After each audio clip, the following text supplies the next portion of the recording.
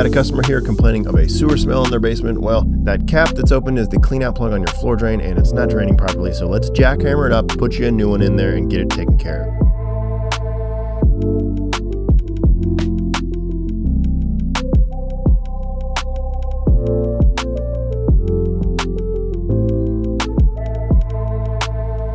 This one was a fairly simple job. We got it better with rock and put concrete down.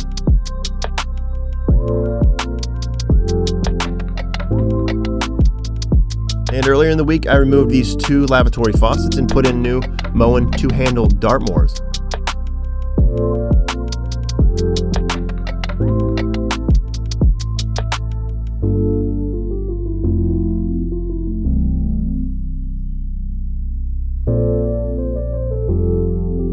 I also had a little bit of downtime, so I did some prepping on dielectrics.